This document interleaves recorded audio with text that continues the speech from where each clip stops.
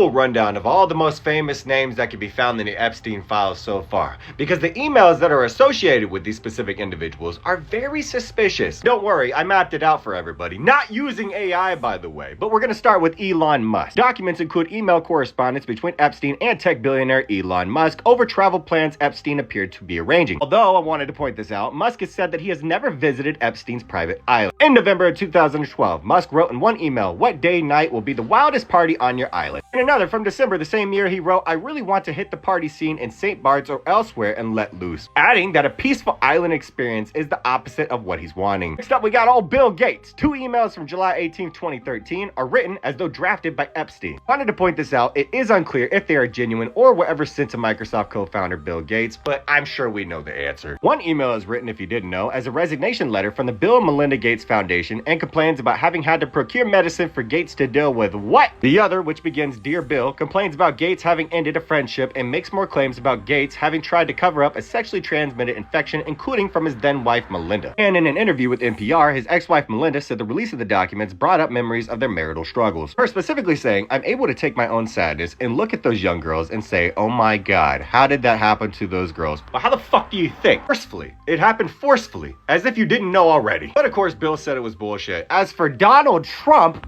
do we really even need to talk about this one? Over 5,000 motherfucking times, people. Over 5,000 times. Don't get me wrong, I would post the files with his name in them, but every single time that I have in the past couple of days, my videos end up being suppressed. So instead, we're going to move on to Mr. Andrew Windsor, aka the former prince. Some of you know already. Photographs appearing to show Andrew kneeling on all fours over a female lying on the ground have also been included in the latest Epstein files released. There are allegations against Andrew himself in these files that are extremely disturbing, and every single time in the past couple of days that I've tried posting them, they end up being taken down. I do have one from a couple of days ago that is getting traction now, so you can go check it out if you want. Also, my grandma has a GoFundMe in my bio. She got in a very serious car crash a couple weeks ago. She ended up breaking both of her legs. We'd appreciate any help. But then one of the most important ones, we have Richard Branson. Richard Branson's name appears hundreds of times in the files. In one 2013 exchange, Epstein thanks Branson for his recent hospitality and public relations advice, to which Branson replies that it was really nice seeing him, adding, "Anytime you're in the area, would love to see you, as long as you bring your harem." Virgin Group has clarified that harem referred to 3 adult members of Epstein's team. Servants, people. Then we have Sarah Ferguson, aka Fergie, aka Andrew's ex-wife, in an email from an account believed to belong to Epstein, saying that, "I think Fergie can now say I am not a pedo." In another email exchange from April 2009, there's a request to meet Epstein for a quick cup of tea that includes the lines, "My dear, spectacular, and special friend Jeffrey, you are a legend and I am so proud of you." Holy fuck, proud of him for what? Then we have Lord Mandelson. Epstein made $75,000 of payments to accounts connected to Lord Mandelson. Metropolitan Police has launched a criminal investigation into Lord Mandelson following claims that he passed market-sensitive information to Epstein. If you want to know who really created Bitcoin,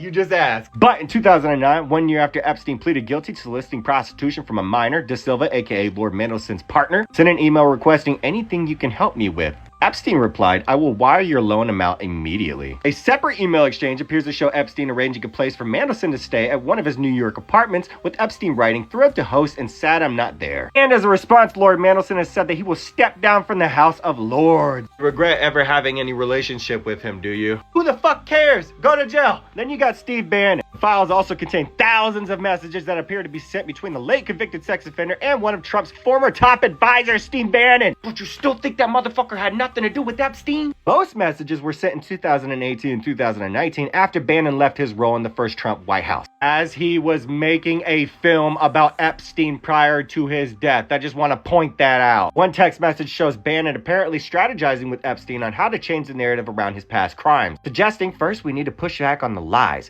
and rebuild your image as philanthropist. But then you have Miroslav Lajčák, who was serving as Slovakia's foreign minister at the time, and Epstein appeared to show the two messaging about girls and diplomacy. After Epstein sent an image, which cannot be seen in the record, might I mention, Lajčák says, "Why don't you invite me for these games? I would take the MI girl." Epstein texts back saying, "Who wouldn't? You can have them both. I am not possessive, and they're sisters." Men have no respect for women, but then again, are they even men? But then we have Howard Lutnick, billionaire businessman and U.S. Commerce Department Secretary Secretary Howard Lutnick planned to visit to Jeffrey Epstein's island, Little St. James, with his family. In one email from December of 2012, Lutnick's wife Allison wrote to Epstein's assistant on what appeared to be the eve of the visit. "We are looking forward to visiting you, and we would love to join you for lunch." In another email sent to redacted recipient days before his wife's email, Lutnick writes, "Hi Jeff, does Sunday evening for dinner sound good?" Then you have Larry Summers, U.S. President Bill Clinton's former Treasury Secretary and former Harvard University president. He's a fucking professor, people, including references to meeting and dinners between Summers and Epstein. In emails from 2017, Summers and Epstein joked about Trump and criticized him during his first term. Epstein said of Trump in one email to Summers, "Your world does not understand how dumb he really is." Which then could lead you to this connection with Steve Tisch, co-owner of the New York Giants, is shown in the release of Epstein-related documents inquiring about a woman he met at Epstein's house. In one email exchange, Tisch asked whether the woman was a professional or a civilian. In other exchanges, Epstein tells Tisch he had a present for him and described a woman he would introduce Tisch to as Tahitian, speaks mostly French exotic. But then you have Brett Ratner, right? The director of the new documentary on First Lady Melania Trump also appeared in a photo embracing a young woman in the files. I have to point this out. Brett Ratner, who also directed the Rush Hour films and X-Men The Last Stand, can be seen sitting on a sofa beside Epstein and two women whose identities have been obscured. I love how these files have come out, but yet there has been no arrest made. Then you have Peter Adia, the anti-aging influencer and CBS News contributor, exchanged hundreds of emails with Epstein. In the emails, he wrote that his friendship with Epstein was something that he could share publicly and included a discussion of the 2018 Miami Herald story that identified some of Epstein's victims. He also, might I mention, joked with Epstein about the female anatomy and acts of sex. Arrested right now. But then you have Casey Wasserman, the chairman of the Los Angeles 2028 Olympic Games, sent flirty emails to Ghislaine Maxwell, showing him saying, "I think of you all the time, so what do I have to do to see you in a tight leather outfit?"